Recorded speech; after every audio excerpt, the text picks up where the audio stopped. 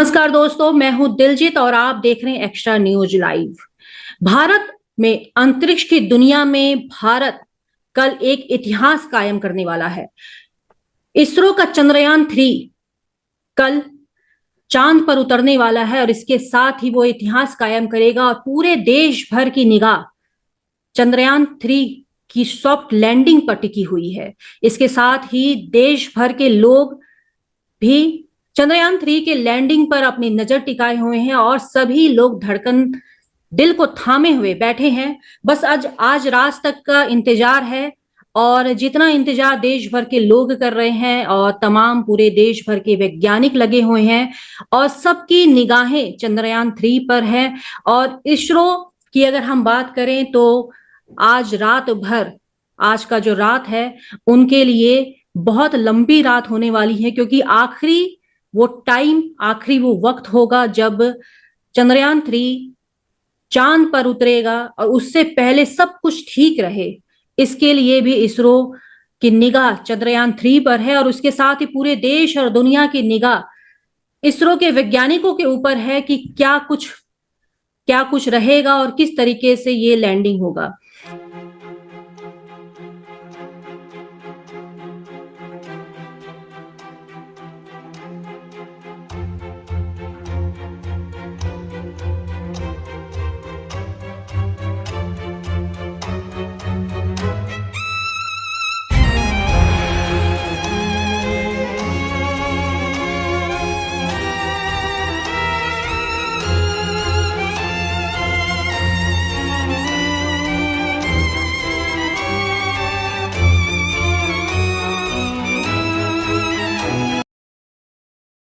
और इस समय मेरे साथ हमारे मेहमान के रूप में जो हैं वो हैं क्षेत्रीय वैज्ञानिक हैं गोरखपुर से, इनका नाम है अमरपाल सिंह। बहुत बहुत स्वागत है सर आपका। Thank you ma'am. क्षेत्रीय वैज्ञानिक नहीं, खगोल विद अमरपाल सिंह। ओ चलिए ठीक है। सर पहले तो आपसे पहले ये सवाल मैं करना चाहूंगी, क्योंकि एक बहुत बड़ी ख्याति ये होगी कि क्योंकि पूरे देश भर की निगाह तो है और आप लोग भी काफी दिनों से बैठे हैं कि क्या कुछ होगा। ये एक लास्ट जो समय है, अगर मैं बोलूं इसरो के वैज्ञानिकों के लिए नहीं, आप लोगों के लिए भी खास होगा। और मेरे ख्याल से आज रात भर आपकी निगाह इसी चीज में टिकी रहेगी कि सब कुछ ठीक चल रहा है या नहीं चल रहा है, और एक दिल थामे हुए इंतजार रहेगा कल शाम के 6:04 का, जब ये इतिहास रचा जाएगा। और इसके लिए कुछ ऐसे सवाल हैं, क्योंकि देश की जनता जानना भी चाहेगी कि वैज्ञानिक तमाम तरह की कोशिशें करते रहते हैं। अभी चंद्रयान 2 भी जब हुआ था तो उसके बाद वो विफल रहा, और उतना हद तक विफल नहीं रहा, क्योंकि कोई भी काम विफलता के लिए नहीं होता है। कुछ भी जाते जाते बहुत कुछ सीख दे जाता है, और बहुत कुछ सीख का ही नतीजा है कि आज चंद्रयान 3 चंद्रमा के इतने करीब है और बस वो लैंडिंग करने वाला है। सर आपसे जानना चाहूंगी कि आपकी भी निगाह इन सब चीजों पे पहले दिनों से ही टिकी हुई है, तो पहले तो आप दर्शकों को ये बताइए कि चंद्रयान 3 का जो मिशन है, वो क्या कुछ मिशन है। हाँ बिल्कुल, बहुत अच्छा क्वेश्चन किया है आपने मैडम। अब दरअसल है क्या, चंद्रयान 3 जो है वो चंद्रयान 2 का ही फॉलो ऑन मॉडल है। जैसे कि पिछली बार हमने चंद्रयान 2 भेजा था 2019 में, और ये एक सीरीज है जो चंद्रमा पर भेजी जा रही है लगातार इसरो के द्वारा। जैसे कि चंद्रयान 1 हुआ, इम्पैक्टर प्रोब था उसमें, फिर चंद्रयान 2 कराया, चंद्रयान 1 जो था वो 2008 में कराया, चंद्रयान 2 जो कराया 2019 में कराया, और अब जो है ये चंद्रयान 3 जो है वो 2023 में कराया जा रहा है, जो कि कल जो है चंद्रमा पर जाकर के सॉफ्ट लैंडिंग करने की पूरी योजना है उसकी 6:04 पर। अब ये मिशन है क्या, पहले समझना ये जरूरी है, क्योंकि चंद्रमा जो है वो हमारी पृथ्वी का 1/4 है। जैसे कि पृथ्वी का जो डाया है वो 12,700 किलोमीटर के अप्रोक्स है, उसका 1/4 है आपका चंद्रमा। वो हमारा प्राकृतिक उपग्रह है या नेचुरल सैटेलाइट है, और सबसे करीब पड़ता है हमारे अन्य बॉडी के मुकाबले। जैसे कि चंद्रमा की दूरी जो है वो पृथ्वी से 3,84,366.66, यानी यूं कह सकते हैं 3,84,000 किलोमीटर है। तो यहाँ पर जो है वो कुछ अजीब प्रकार की चीजें हैं चंद्रमा पर, जैसे कि उसका साउथ पोल है और नॉर्थ पोल है, दोनों में बड़ी असमानताएं हैं, दोनों में समानताएं नहीं है। जो नॉर्थ पोल है जो हम लोग यहाँ से देखते हैं वो चंद्रमा का 59% पार्ट ही दिखाई देता है, क्योंकि यहाँ से जो दिखाई देता है वो 59% भाग इसीलिए दिखाई देता है क्योंकि उतने ही दिनों में चंद्रमा अपने अक्ष पर घूमता है, अपनी धुरी पर घूमता है। और जैसे ये पृथ्वी है उतने ही दिनों में जैसे धीरे धीरे घूमता जा रहा है और आगे भी बढ़ता जा रहा है, बढ़ता जा रहा है। तो जितनी देर में अपने अक्ष पर घूमा उतने में एक चक्कर पूरा किया। तो देखने वाले के लिए हमेशा सेम एक कंडीशन रहेगी। तो कोई भी धरती से जो है वो चंद्रमा का जो 59% पार्ट है वही देख सकता है। तो हमें उसके पार क्या है, उसके इधर उधर क्या है, टेरेन पर क्या है, इसको जानने के लिए कुछ मिशन कराने होते हैं अंतरिक्ष में। जैसे कि और भी तमाम स्पेस एजेंसी हैं वर्ल्ड में, जैसे कि नासा हो, जेक्सा जापान की हो, ईएसआ यूरोपियन स्पेस एजेंसी हो, या फिर चाइना की हो, और तमाम प्रकार की स्पेस एजेंसी हैं। उनमें से एक जो प्रेस्टिजियस स्पेस एजेंसी है वो इंडियन स्पेस रिसर्च ऑर्गेनाइजेशन, भारतीय अंतरिक्ष अनुसंधान संगठन जो इसरो है, जिसका मुख्यालय बेंगलुरु में है, वो है। तो उनके द्वारा जो मिशन कराया गया है, यानी इसरो के द्वारा जो मिशन कराया गया है इस समय, वो चंद्रयान 3 है। और ये चंद्रयान 3 जो है वो 3 मॉड्यूल में मिलकर के बना है, 3 मॉड्यूल्स। जैसे कि यहाँ अभी भेजा गया था, वो 14 जुलाई 2023 को यहाँ से पृथ्वी से भेजा था। उसके बाद में उसने क्या किया कि जैसे ये पृथ्वी है और पृथ्वी से यहाँ से भेजा, तो ऐसे करके जो है एलिप्टिकल वे में, दीर्घवृत्ताकार अंडाकार शेप में ऐसे पृथ्वी का चक्कर लगाता रहा, चक्कर लगाता रहा। तो चक्कर क्यों लगाए? क्योंकि इससे हमें और ज्यादा एक्सेलेरेशन वेलोसिटी, या यूं कहें कि जैसे आपने कोई चीज ऐसे फेंकना है एकदम, तो उतनी दूरी तक नहीं जाएगी। और उसी चीज को आप एक गुलेल टाइप की चीज रख लीजिए और ऐसे फेंकेंगे तो स्लिंग शॉट उसे कहते हैं अंतरिक्ष विज्ञान की भाषा में। तो पृथ्वी के गुरुत्वाकर्षण बल जो है उसको उपयोग करते हुए स्लिंग शॉट किया उसने, और फिर सीधे वो मून की तरफ गया। और मून की तरफ जाने के बाद जो है फिर चंद्रमा पर घूमता रहा, चंद्रमा पर। अब क्या कर रहा है इस समय चंद्रमा की ऑर्बिट में? जैसे पहले था 150/1 जो है 61 की अप्रोक्स जो है, तो ऑर्बिट बदलती रहती है, बदलती। पहले ऐसे इतनी दूरी से चंद्रमा के चक्कर लगा रहा था, एक पास का पॉइंट, एक दूर का पॉइंट, अपोजी और पेरिजी जिन्हें कहते हैं। पेरिजी मतलब जो पास का पॉइंट और अपोजी मतलब दूर का पॉइंट। तो ऐसे ऐसे जो है वो ऐसे ही पहले पृथ्वी के चक्कर लगा रहा था, उसके बाद में ऐसे भेजा, उसके बाद में अब वो चंद्रमा की ऑर्बिट में पहुंच गया, यानी कक्षा में उसके चारों तरफ पहुंच गया है। तो उसके बाद में क्या किया जो है, उसके जो तमाम कंप्यूटर सिस्टम्स उसमें लगे हुए हैं उनके माध्यम से इन सारी चीजों को देखा जाता है। और थ्रस्टर्स वगैरह लगे होते हैं, उनसे जो है ये जैसे यहाँ पर है पॉइंट पर, इतनी दूरी पर ऐसे घूम रहा है, सबसे पास में गया, फिर दूर हो गया, फिर दूर हो गया, फिर पास आ गया, तो ऐसे ऐसे घूमता रहा। अब इसमें हमें बदलनी होती है, इसकी दिशा बदलनी होती है। तो यहाँ पर जो थ्रस्टर्स, उसके अंदर एक हिसाब से छोटे इंजन जो लगे होते हैं चंद्रयान में, जो मॉड्यूल है उसमें, वो फायर कराने होते हैं। तो उनसे ऑर्बिट यानी जो चलने का रास्ता है वो बदला जाता है। तो वैसे तो बहुत लंबा रास्ता था ये वाला, लेकिन इसे कम करने के लिए यहाँ पहुंच गया। उसके बाद में इससे अपोजिट डायरेक्शन में थ्रस्टर्स को फायर किया जाएगा, तो वो क्या करेगा, वो ऐसा करके ऑर्बिट बदलेगा, और पास आ गया, और पास आ गया, और पास आ गया। तो जैसे कि आजकल जो है वो 25 किलोमीटर सबसे नजदीक है और 143 किलोमीटर दूरी का पॉइंट है। तो उसी ऑर्बिट में, उसी कक्षा में, उसी पाथ जो रास्ता है चंद्रमा का चारों तरफ जो घूमने का, उसमें घूम रहा है। और घूमते घूमते अब सबसे पास जो निकल के जाता है तो वहां से जो है तस्वीरें लेता है। उनके ऑनबोर्ड कंप्यूटर कैमरा जो है उस पर लगे हुए हैं, सेंसर्स लगे हुए हैं, लेजर्स लगे हुए हैं, उनके माध्यम से वो उनकी टेरेन का, उनकी जो सरफेस है, जो पृष्ठ है, जो धरातल है चंद्रमा का, रेगोलिस जिसे कहते हैं, उसकी तस्वीरें लेता है। अब तस्वीरें लेने के बाद में क्या होगा कि वो उसके अंदर जो है एक आर्टिफिशियल इंटेलिजेंस का प्रयोग किया जाता है, कृत्रिम बुद्धिमत्ता। जैसे ह्यूमन की अपनी बुद्धि होती है, वो अपने अकॉर्डिंग सारे काम करता है, अपना रूप करता है कि कौन सी चीज सही है, कौन सी गलत है, किसका यूज करना है, कहाँ पर उतरना है, कहाँ पैर रखना है। ऐसे ही करके हमने यहाँ से क्या किया कि उसके अंदर एक कृत्रिम बुद्धि से आर्टिफिशियल इंटेलिजेंस कोडिंग करके, प्रोग्रामिंग करके डाल रखा। अब क्या कर रहा है इस समय, अभी की बात करें हम, तो अभी क्या है, वो 25 किलोमीटर बाई 134 की जो कक्षा उसमें घूम रहा है, और वहीं से ये देख रहा है कि हमें जो है उतरने के लिए, उसके जो चंद्रयान है उसको उतरने के लिए जो है कौन सी जगह जो मुफीद है वो जगह चुन रहा है इस समय। अगर चंद्रमा पर जो है वो उसका एटमॉस्फेयर नहीं है, वायुमंडल ना होने के कारण क्या होता है कि जो अंतरिक्ष से आती हैं बॉडीज, चाहे मीटियोर्स हुए या फिर एस्ट्रॉइड्स हुए या फिर जो है बहुत सारे और खगोलीय पिंड होते हैं छोटे, वो आकर के गिरते हैं, तो वो क्या करते हैं, सीधे इम्पैक्ट कर जाते हैं उस पर, सीधा संघट करते हैं, यानी टकरा जाते हैं और कई मीटर गहरे गड्ढे बनाते हैं, जिनके कारण चंद्रमा पर जो है वो 2.25-2 किलोमीटर से लेकर के 12 किलोमीटर से भी ज्यादा बड़े बड़े गड्ढे हैं चंद्रमा पर, और वो भी गड्ढे जो हैं वो साउथ पोल पर अलग हैं गड्ढों की संख्या, और नॉर्थ पोल पर ज्यादा गड्ढे हैं।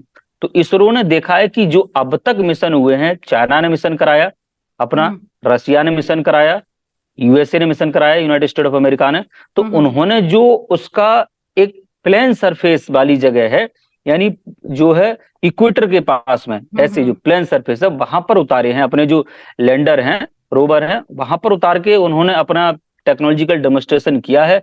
लेकिन उस जगह पर अभी तक कोई नहीं गया है जहां पर हम लोग यानी इसरो जा रहे हैं, वो है चंद्रमा का दक्षिणी ध्रुव या साउथ पोल। और वहां पर जाकर के वो जो लैंडर है वो उतरेगा और अपनी ऑर्बिट कम करता जाएगा धीरे धीरे करके, और उसके बाद में बड़े आसानी से उसमें जो है उसके थ्रस्टर्स फायर किए जाएंगे, जिससे कि वो चंद्रमा का गुरुत्वाकर्षण बल है जो पृथ्वी के मुकाबले 1/6 है, तो वो क्या करेगा, अगर उसकी स्पीड में कंट्रोल ना कर पाए तो वो गिर जाता है। जैसे कि लूना 25 अभी हुआ है रशिया का, वो क्रैश हो गया था, और पिछली बार चंद्रयान 2 जो था वो हुआ था, और चंद्रयान 3 अब रेडी है जो है सफलता के लिए। तो है क्या, उन असफलताओं से हमने इसरो ने सीखा है। अमरपाल जी, एक चीज जानना चाहूंगी कि भारत ने साउथ पोल को ही क्यों चुना कि उसी जगह पर चंद्रयान 3 का लैंडिंग होगा? क्या वहां पे जो जमीन है, चांद की जो जमीन है, क्या वो बिल्कुल प्लेन है कि वहां पे आराम से सॉफ्ट लैंडिंग हो सकती है, किसी तरह की कोई परेशानी नहीं है? क्योंकि आप बता रहे हैं कि साउथ पोल में आज तक किसी भी देश ने वहां पे अपने यान की लैंडिंग नहीं की है। भारत एक, अगर ये सब कुछ रह गया तो भारत पहला वो देश बनेगा जब चंद्रयान 3 वहां पे साउथ पोल में लैंडिंग करेगा। तो आखिर क्या कुछ ऐसा देखा जा रहा है वहां पे लैंडिंग के लिए, क्या पॉजिटिव वहां पे देखा जा रहा है? बिल्कुल बिल्कुल, बहुत अच्छा क्वेश्चन क्रिएट किया है आपने।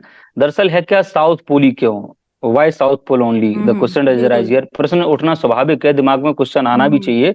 तो ये है क्या कि साउथ पोल ही क्यों, क्योंकि अब तक जो मिशन हुए हैं वो इक्वेटर पे हुए हैं, तो वहां पर तो सब लोग जा चुके हैं, बहुत सारी जानकारियां उसका टेरेन मैपिंग से लेकर के उसके मिनरलोजी वगैरह से, केमिकल कंपोजिशन वगैरह से वाकिफ हो चुके हैं वो लोग।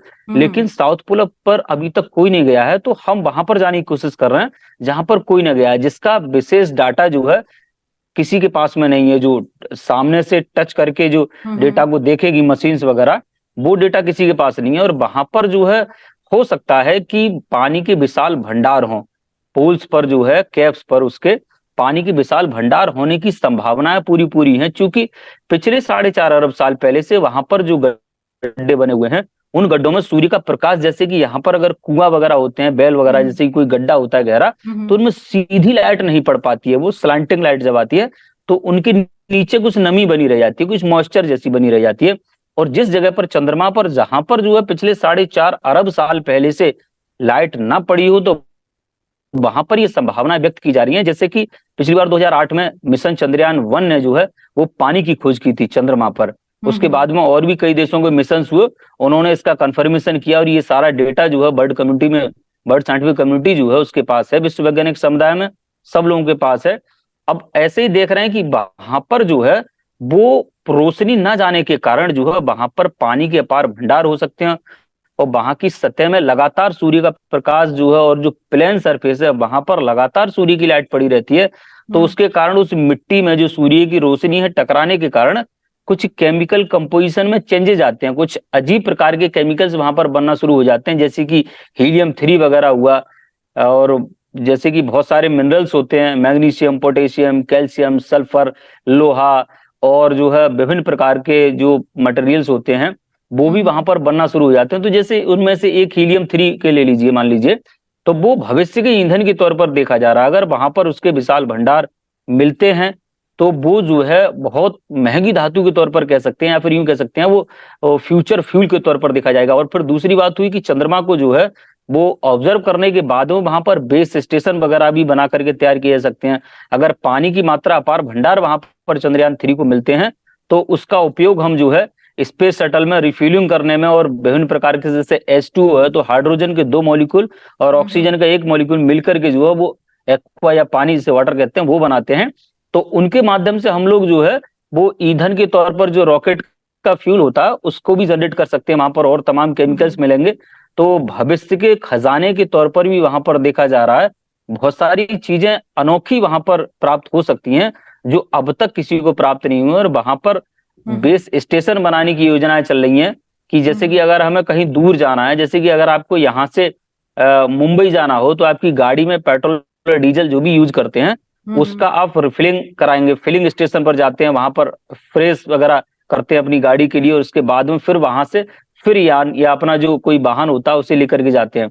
तो ऐसे ही अगर हमें इंटरप्लेनेटरी मिशन कराने हैं आगे आने वाले भविष्य में, स्वाभाविक है ये तो स्पेस साइंस का युग है, तो इसमें तो बहुत कुछ अभी होना बाकी है। तो इसी को हम देख रहे हैं कि आगे अगर हमें जैसे कि किसी दूसरे ग्रहों पर जहां जीवन जीने लायक दशाएं मिल रही हैं, बहुत सारे ग्रह हैं, जैसे कि 6000 से ज्यादा ग्रह ऐसे हैं जहां पर जीवन की संभावना हो सकती हैं, जिन्हें बहुत सारे ग्रहों पर हो सकती है जहां जीवन संभव है, क्योंकि वहां पर वाटर पानी की अथाह मात्रा भी प्राप्त हुई है। और उन्हीं के माध्यम से उन अगर इंटरप्लेनेटरी जर्नी को कंप्लीट करना है तो हमें मून का रास्ता स्वाभाविक है कि वो सीधा पड़ेगा। जैसे कि हम मून पर गए, मून पर लैंड किया, मून पर आपने रिफ्यूलिंग किया और उसके बाद में इंटरप्लेनेटरी जर्नी पर निकल गए, और उससे पहले मून का जो है वहां के जो मिनरल्स हैं उनके माध्यम से विभिन्न प्रकार की चीजें जो प्राप्त होंगी वो पूरी बर्ड साइंटिफिक कम्युनिटी के लिए लाभान्वित करेंगी। तो इसीलिए जो है पूरी दुनिया की निगाह जो है वो मून पर है, और खास करके मून के साउथ पोल पर। हाँ बिल्कुल, ये चीज आपने बिल्कुल सही की कि एक उम्मीद भरी नजर जो है पूरे विश्व भर के हर बड़ी एजेंसियों का है कि साउथ पोल पे भारत को ऐसा क्या कुछ मिलने वाला है, और इसके लिए सबकी निगाहें हैं। सर, दूसरा सवाल मैं आपसे ये जानना चाहती थी कि क्योंकि आपने कहा कि सूरज की सीधी रोशनी नहीं है और जो चांद का जो जीवन है उसका भी अभी पता नहीं है कि यहाँ के जीवन वहाँ, आखिर शाम का वक्त क्यों चुना गया लैंडिंग के लिए, सॉफ्ट लैंडिंग के लिए? क्योंकि शाम रात होने के समय हो जाता है, एक क्योंकि सब कुछ आपका भौगोलिक होता है, वैज्ञानिक होता है, तो एक एक सेकंड को आप लोग बहुत बहुत मापदंड करके चुनते हैं कि वही समय सही है। जैसे कि ज्योतिषाचार्य से अगर पूछा जाए तो वो भी अपनी गणना करते हैं, और साइंटिस्ट भी अपनी एक गणना करते हैं 0.0 तक की। तो आप लोगों ने ऐसा क्या गणना किया कि आप लोगों को लगा कि अगर सॉफ्ट लैंडिंग करनी है तो शाम के वक्त का 5:30 से 6:30 के बीच का, और जो सबसे परफेक्ट टाइम निकला वो 6:04 का निकला? तो ऐसा क्या था उस टाइम में? बिल्कुल बिल्कुल स्वाभाविक है। ये एक्चुअल में है क्या कि जैसे ये पहले से ऑनबोर्ड कंप्यूटर्स पे पूरा सिस्टम डाल दिया गया, उसके पहले हम लोग पूरी कैलकुलेशंस कर लेते हैं। हमारे पास में आज से नहीं पिछले कई सालों से चांद का तमाम डेटा है, पूरा दुनिया का जो डेटा होता है वो भी एक दूसरी स्पेस एजेंसी के साथ में कुछ जो डेटा शेयरेबल हो सकता है वो शेयर करती है, और बाकी जो डेटा होता है बहुत ज्यादा सेंसिटिव डेटा वो कोई शेयर नहीं करता है। तो इसीलिए अब हमने जो चंद्रयान 2 भेजा था वो मिशन, कुछ लोग जो थे वो ना समझ लोग जो थे वो क्या समझ रहे थे कि ये जो है असफल रहा। वो दरअसल होता क्या है, किसी मिशन की सफलता जो है उस पर डिपेंड करती है, या फिर उसकी जो यूटिलिटी है कि कौन सा मॉड्यूल कितने परसेंट वर्क करता है, उसे परसेंटेज में डिवाइड कर सकते हैं। तो हमने जो ऑर्बिटर भेजा था पिछली बार जो था वो चंद्रयान 2 में ऑर्बिटर था जो चंद्रमा के चारों तरफ घूम करके जानकारी देगा, वो लैंडर पर जानकारी, और जो रोवर वहां पर जानकारी देगा वो लैंडर को देगा, और लैंडर उसके जो ऑर्बिटर है जो घूम रहा है चंद्रमा की कक्षा में उसे देगा। तो हमारा पिछली बार जो था वो लैंडर मॉड्यूल जो था जिसके अंदर प्रज्ञान रोवर रखा हुआ था वो उसकी सफल लैंडिंग नहीं हो पाई थी, वो हार्ड लैंडिंग या क्रैश लैंडिंग जिसे कह सकते हैं वो ना हो पाई थी। कराने की योजना थी जो है वो सॉफ्ट लैंडिंग, लेकिन उसका ऑर्बिटर तो वो जो है वो 6 महीने के लिए डिजाइन किया था, लेकिन उसमें काफी फ्यूल बच जाने के कारण वो 2 साल से ज्यादा और अब तक चल रहा है, और अब तक अभी और कई साल तक हो सकता है उसकी चलने की उम्मीदें हैं। और उसी ऑर्बिटर का उपयोग किया है हमने। अब की बार क्या किया है कि अब की बार जो मिशन भेजा है उसमें हमारे मिशन में लैंडर मॉड्यूल है, रोवर प्रज्ञान है उसके अंदर, विक्रम लैंडर के अंदर, और एक जो है वो यहाँ पर रिले के तौर पर काम करेगा, दूसरा मॉड्यूल वो भी भेजा गया। तो उनके माध्यम से जो है अब वहां पर कम्युनिकेशन एस्टेब्लिश कर लिया गया है, जो इसरो का चंद्रयान 2 का जो ऑर्बिटर था उससे अब वो डेटा जो है उससे हमें प्राप्त होगा। उसके माध्यम से है क्या कि यहाँ पर विभिन्न प्रकार की जानकारियां जो होंगी वो हमें प्राप्त होती रहेंगी इसमें। जी सवाल अभी भी थोड़ा सा कंफ्यूज भरा था कि शाम को 6:04 का जो टाइम है। हाँ, जो आपका दूसरा क्वेश्चन रहा इसमें, बिल्कुल बिल्कुल स्वाभाविक है। हाँ, है क्या, अब जैसे कि वहां उतर जाएगा, ये तो बात हुई उतरने की जो है वो लैंड कर जाएगा तब, लेकिन लैंड करने का टाइम यही क्यों 6:04 ही क्यों? जी। जो है दरअसल है क्या, हमारी जो पृथ्वी है उसके जो है वो 14 दिन और चंद्रमा का 1 दिन, यानी 1 lunar day equal to 14 days of earth. तो पृथ्वी की 14 दिन के बराबर जैसे पखवाड़े होते हैं, 2 पखवाड़े यानी 15-15 दिन का, 15 दिन वहां पर उजाला रहता है, 15 दिन अंधेरा रहता है। तो ऐसे ही जो साउथ पोल है वहां पर क्या है कि वो जो सूर्य का प्रकाश है वो केवल 14 दिन के लिए ही पड़ता है। और ये कैलकुलेशंस करके हमने पहले से फाइंड आउट करा है कि हम जब जाएं यानी 23 तारीख को, उस समय 6:04 पर यानी दिन होना शुरू हो चंद्रमा पर, यानी सूर्य का प्रकाश पड़ना शुरू हो, और तभी हम अपने जो लैंडर है हमारा विक्रम उसको उतारना शुरू करें। तो इससे हमें पूरे 14 दिन का एग्जैक्ट कंप्लीट टाइम मिल जाएगा अपना रिसर्च, अन्वेषण, खोज, अनुसंधान करने के लिए। इसीलिए हमने इस समय का तय किया है, चुनाव किया है, ये है इसका मुख्य वजह। जी जी, बहुत बहुत शुक्रिया। जिस तरीके से चंद्रमा में सूर्यास्त होगा तो निश्चित तौर पे भारत के अंतरिक्ष में रिसर्च और चंद्रमा पर स्थायी जीवन की जो एक खोज की जा रही है कि चंद्रमा में जीवन है, चंद्रमा में पानी है, ऑक्सीजन है, जो एक खोज की जा रही है, तो उसका भी एक सूर्योदय होने वाला है और पूरे विश्व भर की निगाह भारत पे है। और अगर सब कुछ अच्छा रहा, क्योंकि अब तक तो बहुत अच्छा था, जैसे जैसे सोचा गया था कि चंद्रयान 3 की कैसे वो लॉन्चिंग होगी, कैसे वो चंद्रयान 3 जाएगा, और कैसे अब जब उतरने की बारी आ रही है तो जैसे जैसे सब कुछ यहाँ के वैज्ञानिकों ने सोचा वैसे ही सब कुछ हुआ। अब सब कुछ अच्छा रहा तो भारत मेरे पहला इकलौता ऐसा देश होगा जो साउथ पोल में चंद्रयान 3 को लॉन्च करेगा, और उसके बाद यहाँ से वो जो भी चीजें वो रिसर्च करके लेकर आएगा वो पूरे देश भर की निगाह है कि इस जगह से क्या क्या चीजें आने वाली हैं, जीवन कितना है। और यहाँ पे तो फिर एक टाइम वो होता था ना कि कहते थे कि चांद के पार चलो, मेरे ख्याल से वो सारी कहावतें अब सच होने वाली हैं कि चांद के अब पार चल जाया जा सकता है।